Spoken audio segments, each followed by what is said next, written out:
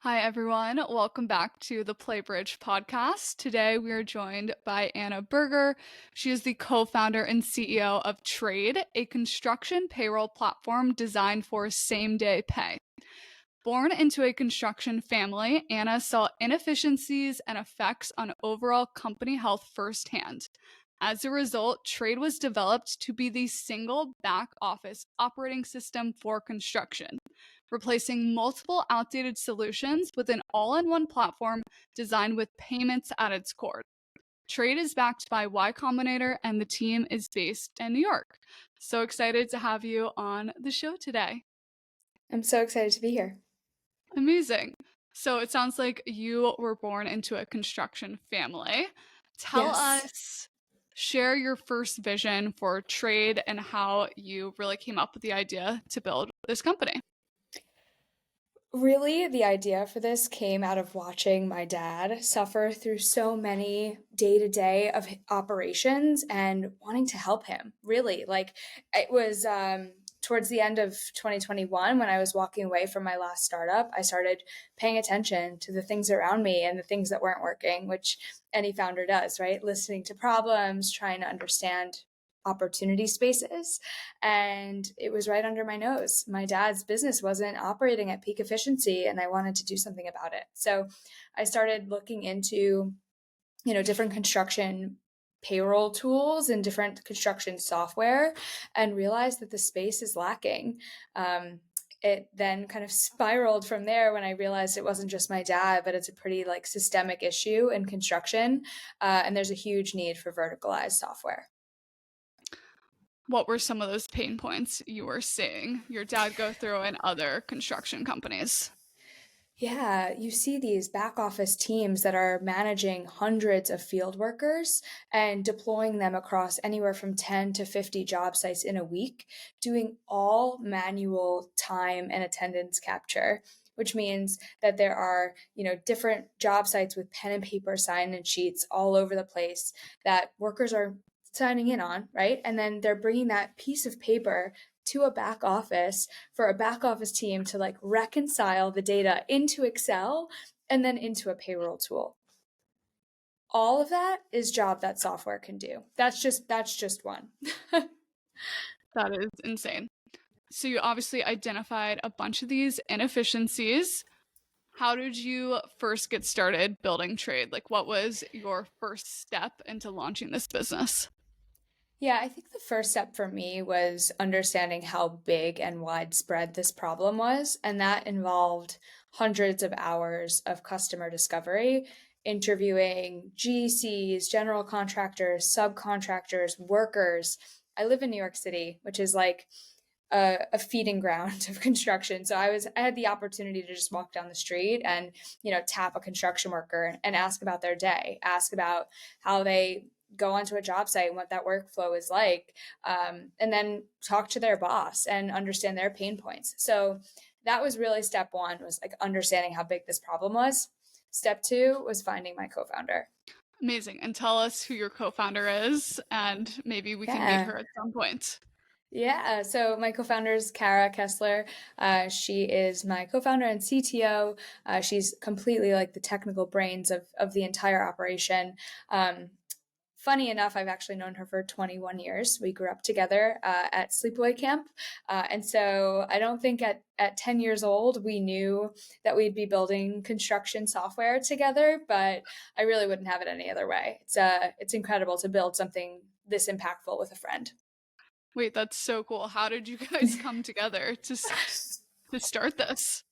Yeah, so she was finishing up an 8-year run at LinkedIn, where she was leading engineering for the desktop, and she had such an incredible trajectory there. But at a certain point, she was just leading a team of engineers, and she was no longer building herself. She had expressed to me that she was looking to start building again. And at the same time, I was really starting to explore trade. This is in early 2022. This is when I was starting to really visualize how the platform could come to life and how all components could play together. And then the funny story is we both happened to be in Italy in the summer of 2022. And I was there for a wedding and she was there for a cooking school. And when we both realized we'd be in Italy at the same time, we agreed to extend our trips and spend a few days together. In her mind, this was like fully friendship, like a friendship trip. And in my mind, I definitely had an ulterior motive. While we were on that trip, we started really diving into what was next for her professionally, and it became clear that she wanted a professional challenge and wanted to be building. And so I took it as my opportunity to pitch her while we were like on the coast of Italy. And it didn't happen overnight. It definitely had to do some convincing, but after a few days together, she was pretty sold on the vision. And yeah, after that, we kind of got to work. Okay, perfect. So Anna was just telling me about your guys' background. You met at summer camp years and years ago, and then you guys reconnected over your trip in Italy and decided to build Trade together. So walk me back to why you left your job at LinkedIn and went all in on building this business. Yeah, so when I left LinkedIn, I actually didn't have any plans on what I was going to do next. I left in May of 2022 after working quite a long time towards this big promotion that I thought would make me feel more fulfilled and more excited in the role that I was in. I'd been at LinkedIn for like honestly 8, 9 years, and I definitely feel like, I had done all I can do there. And this promotion was coming and coming, and I was working towards it and excited. And then it came, and it didn't really give me the fulfillment I was looking for. And so I left that job and I left San Francisco and had a bit of like an eat, pray, love summer, honestly. I Sounds amazing. left. It was really different and fun compared to what I'm doing now. Yeah, I left my job. I left my apartment. I like went to Peru for a month. I was in Europe for a while. I love to cook. I was at a cooking school in Italy, and I was just kind of looking for the what next. I felt like I had done all I wanted to do in big tech, and I loved LinkedIn, and I didn't think that like I wanted to go do another big tech thing. But I hadn't really experienced startups and didn't have, what I saw as a very straightforward path in. And so, yeah, I was traveling. I was trying to figure out my life, and Anna came right into the picture with a very strong and pointed opinion on what I should be doing. And that was Trade. And as I'm sure she mentioned, like it wasn't for like forthcoming, like, I'm going to start a company. Would you like to be a part of it? It was very slowly like, hey, like, what are your career aspirations? And like, we're literally at dinner in Italy. And I'm like, why is this our conversation? I wasn't as quick as she was to kind of figuring out those intentions. But yeah, so she pitched me on the idea. And over that week, we slowly like came together and realized like, wow, we can do this. We can build something. And I, came to New York, got an apartment, said goodbye to my life of freedom, and really committed myself to Trade and to building something. And we've both been kind of full time on this for about a year now. So before we dive too much further into Trade, I want to talk Yeah, more about your career background because you sure. worked at several startups before building and launching your own. So walk us through where you started out right after college in your career and like the different moves you made before going on to build Trade. Yeah, my career has been anything but traditional and anything but linear. Uh, Ironically, though, like in hindsight, everything is so 2020. Every piece makes so much sense. So, when I graduated from the University of Michigan, I dove right into the world of advertising. Very Mad Men style. I was like an account executive working on a bunch of different accounts, and one of those accounts was American Express B2B merchant businesses. So I was supporting the construction companies under the American Express umbrella. So that was like my first job out of school. And it was very heavy on numbers and data crunching, and I loved it. I knew that I had this creative bone in me and I wanted to keep going. So I was there for a little while. I then jumped to another agency. And then I had enough of agency life. I felt like I needed a bit more decision making power. And that is when I made the move in house to Marriott International. I was on the global marketing team at Marriott for 3 years. It was incredible. Not only was I on an incredible team, but I got to travel the world, like learn and see the best hotels in the game. Who doesn't love travel and hospitality? It was truly an incredible job. That said, I I definitely got my founder itch. I turned 26 and something in me was just craving more than your traditional like 9 to 5 kind of corporate job. And I was like working really, really hard at Marriott and like loving it. At the same time, I felt like I wanted to be more of a contributor and, producing big ideas. So at the same time, I met this guy named Brendan, who would soon become my co-founder. But it started on a chance encounter. We met through mutual friends. And as we were in our first meeting, he was explaining that his dating life in New York City in his mid-20s was an absolute dumpster fire.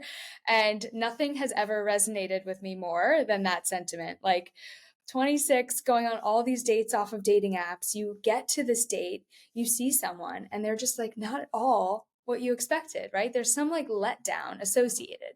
And we both started kicking back ideas to each other of like how we could make this better. And ultimately, we landed on a TikTok style dating app.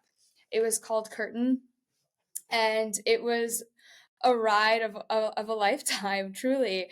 Essentially, if you imagine a product, it felt like TikTok in terms of how the app worked. But instead of it being a social connection app, it was all about dating. So people would be recording prompts about themselves in like bite-sized videos and uploading it to their profile. This allowed you to see someone authentically without filters, and just see more of them than you ever get from a 2D photo. So incredible journey. We raised $1 million. We were backed by Sam Altman of OpenAI, as well as Joel Simkhai, the founder of Grindr. So we had a 3-year run, all the highs and lows of a first founder journey, and I wouldn't have it any other way. Wild. I have so many follow-up questions. That's such Yeah. a very cool path. Yeah. And Yeah. also I think everyone can relate to dating in a major city, not only New York, but also Los Angeles, wherever. Absolute dumpster fire. So I Oh my understand God. why you resonated with that need, and we're working on Curtn.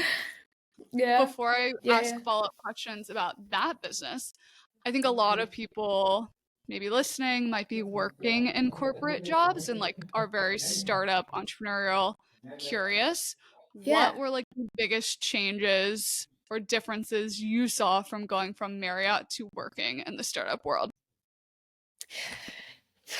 I mean, it's night and day, but we can break it down. Like there is really no concept of a work day. Like you are working. It becomes your kind of personality, right? Like there is no 9 to 5. You're not like clocking in. No one's telling you when you should work. It's more like, do you want to get stuff done? Do you want to push things forward? No one's standing behind you being like, hey, did you do this? Did you do that? It's like you have to be the self driver and the self motivator in the equation, because it starts with you. Like you are the catalyst. And I think that that's like the biggest thing. Like no one's going to provide a schedule to you or rules and a guideline. Like that's up to you to create for your own business. And that's, for some, that's not possible. Some people need the structure and the rules around them. For me, ironically and weirdly, like that felt like it was holding me back. Like I wanted to give more and do more, which kind of set me up for this lifestyle. Yes, very much resonate with corporate holding you back. Totally get Yeah. that. So you went on to launch Curtn and co-found Yeah. Curtn. What ultimately ended up happening with that business? What were some of your biggest takeaways from starting your first business? I'll start with what happened. So we grew Curtn to 60,000 users over a 3-year period. And mind you, this was throughout COVID, right? We launched on like March 15th, 2020, like Oh, wow. in it. Yeah. So like while we are not only just trying to build a startup, we are building a startup in the midst of an unprecedented global pandemic. Did the video component help? Absolutely.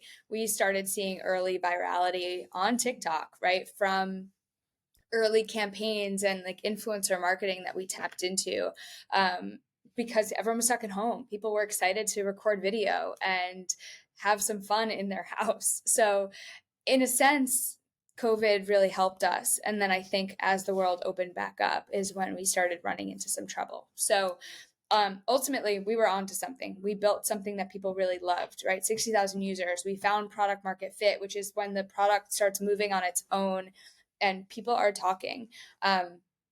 Unfortunately, the bigger players in the space caught on to that, and started moving into video. And that really prevented us from being able to raise more capital. I think the Hinges and the Bumbles of the world were starting to see early signs that video was the future in dating. And unfortunately, for a little guy with very little funding, it would be hard to survive. So, with that, really, unfortunately, we ran out of runway and we had to shut down. Very fair.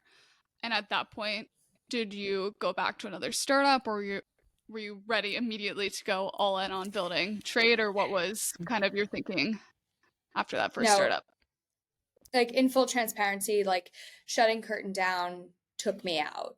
Like when Sure. you to be like not dramatic in any way, but like when you put all of your time, energy, love, effort into something for so many years, and then all of a sudden it kind of falls away underneath you, you have to take a second to recalibrate. Like Yeah. Trade was nowhere on my radar at the end of 2021. It was only like early signs of knowing I wanted to build again, but just not knowing what direction that would take me. So Yes. as Curtn shut down, our investor and advisor, Joel Simkhai, who's the founder of Grindr, he was launching his next app into market. And as he saw I was back on the market, he scooped me right up, and I led his team of growth across product and marketing for the next year. So it was an incredible app. It was a gay dating app, and a totally different kind of product and space, but equally fascinating and exciting. So I definitely kept busy, and I was at that point building Trade on nights and weekends. Amazing. Well, thank you for sharing more of your journey and kind of all of your thought Uh, processes along the way. Super interesting. really? So, back to Trade, you've now convinced your co-founder to come on board on this Italy trip. Is that what I'm Yeah. hearing? So then once you guys got back to New York, what were those next steps? Did you apply to YC? Like, what was kind of the evolution of getting Trade really off the ground? Yeah, it was, we were both working at other jobs, right, to make ends meet and to pay rent in New York City. So Trade was happening at late at night on FaceTimes, and on weekends we would huddle up at either one of our apartments. And really it became an exploration of how we could bring this product to life. Like, where is our wedge? What are the first few features that would come out? How do we bring that to life? And that was really 3 or 4 months of ideation on like the actual product and the infrastructure and the data inputs that would need to go into it. So that was, that brings us to like the top of 2023. So about a year exactly from now. And that's when we went to market for the first time. By January of 23, we had, a skeletal idea of Trade, and we realized very quickly, like being a construction payroll platform, this wasn't going to be cheap, right? There are APIs and like integrations that we needed to pay for, and we couldn't bootstrap that on our own. And that was an indication for us that it was time to raise capital.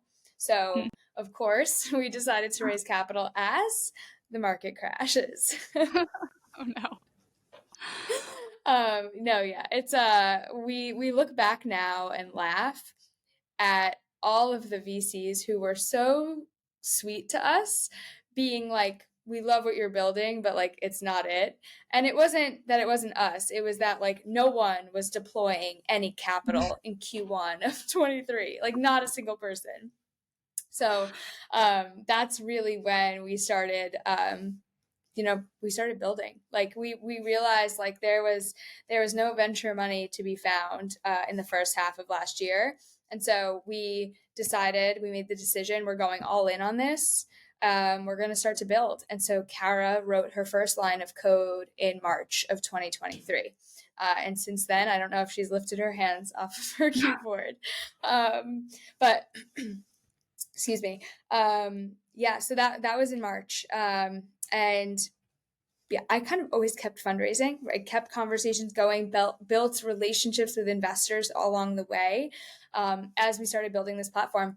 And then May came around, and a friend of ours was like, "Have you applied to YC?" And I looked at him and I was like, "We're based in New York. All of our customers are based in New York. Why would we relocate to San Francisco for 3 months?"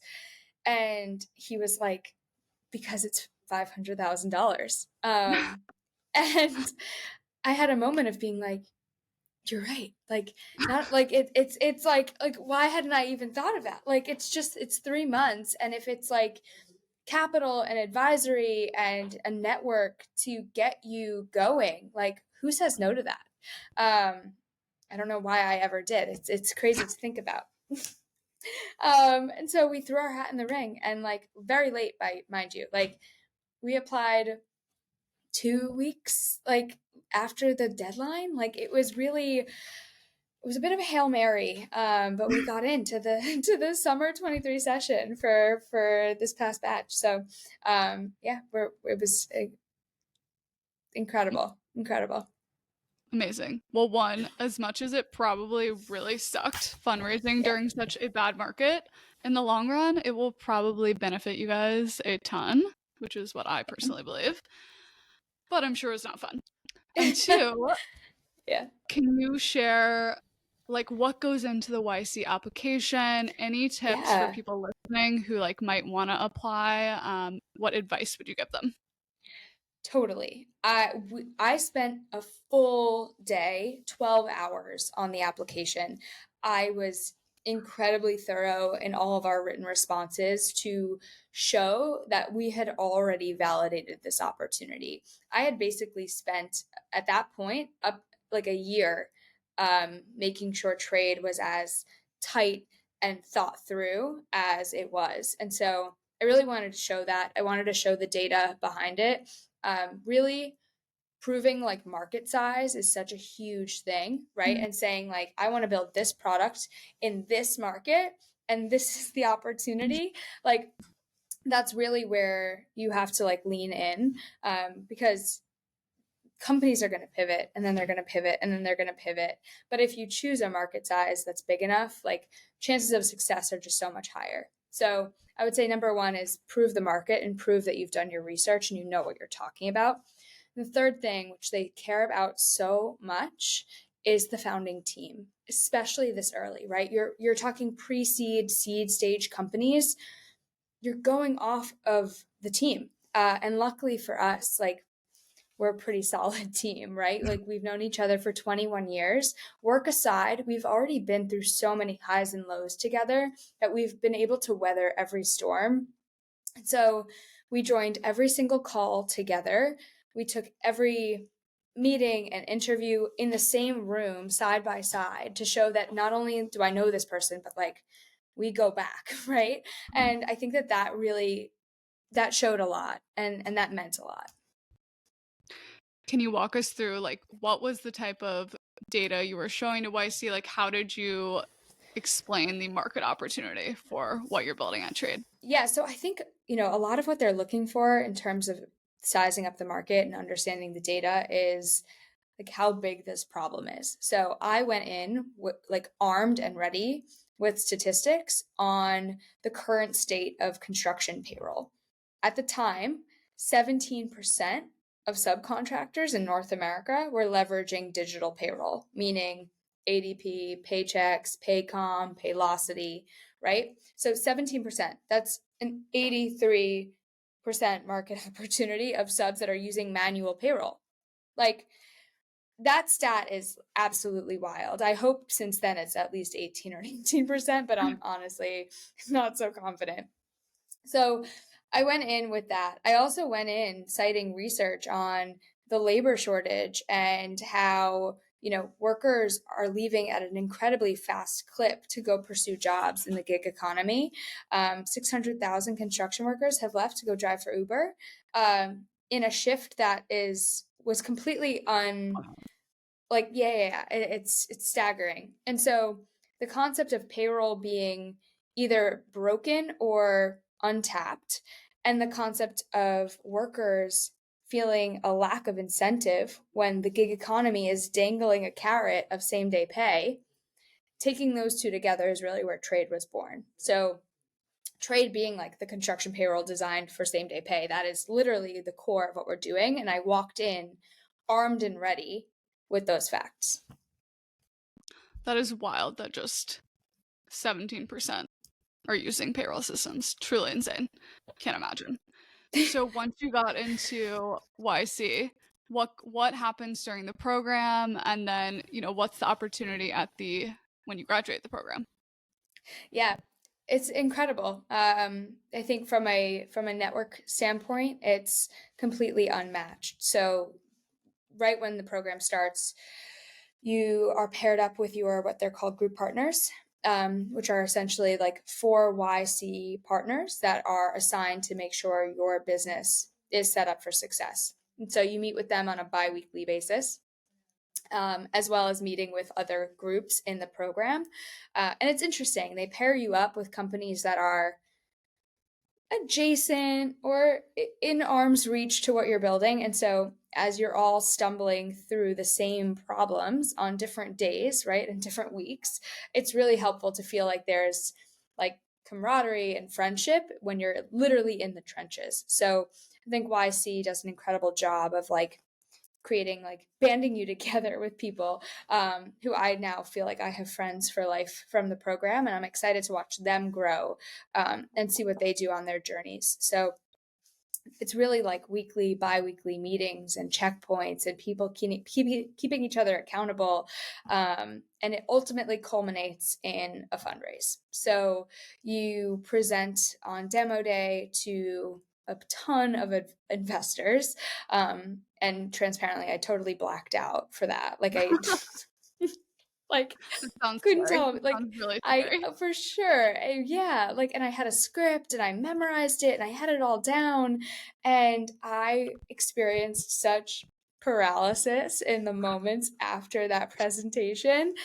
All of the adrenaline like coursing through your body is absolutely wild. Is that in So person or virtual?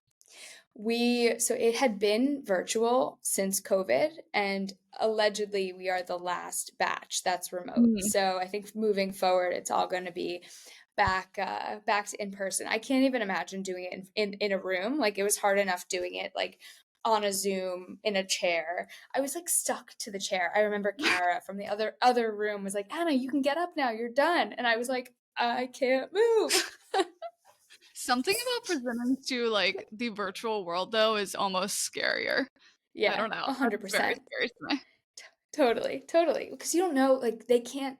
I couldn't see them, so it was like Exactly. I was just speaking into a void, and you're just like, all right, full send. Like it'll be what it will be.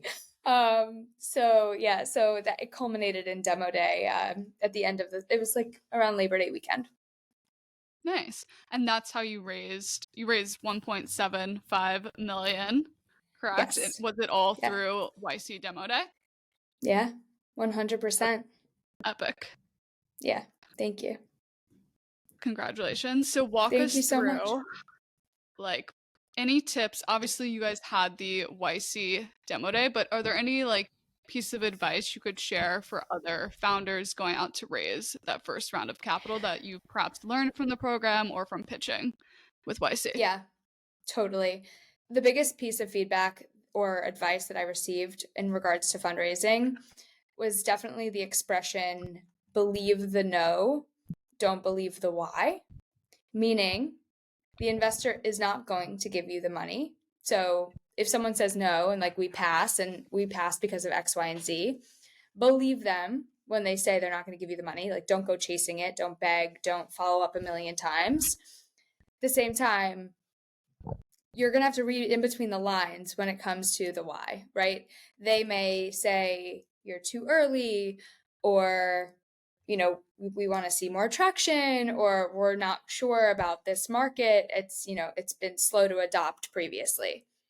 I think those kind of statements could oftentimes point a founder into wrong directions. And I think it's up to the founder to trust their gut, keep building the product that they believe if it's been validated and there's data behind it.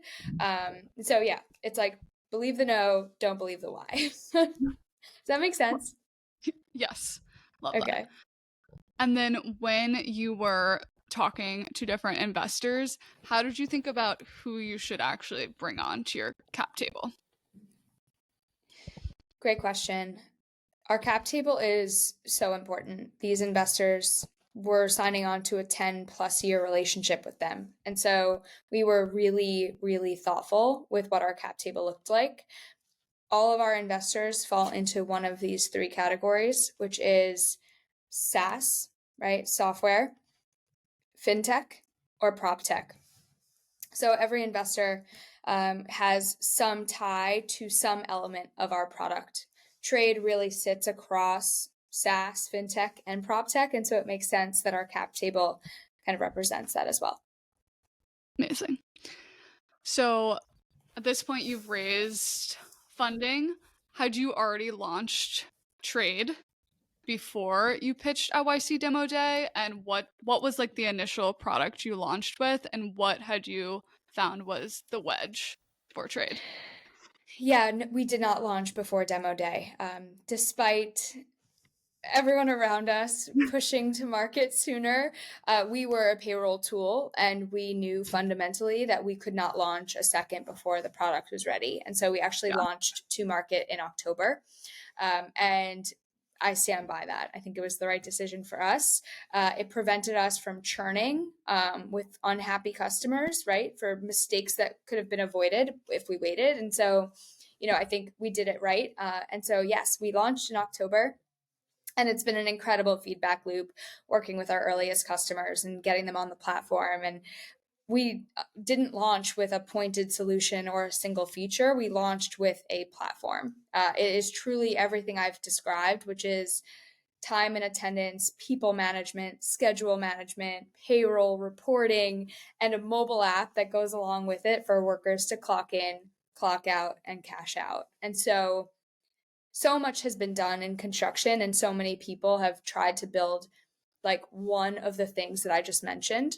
And one of our biggest learnings was all of these fragmented solutions aren't working for this industry. There needs to be an all-in-one comprehensive platform that does it for them.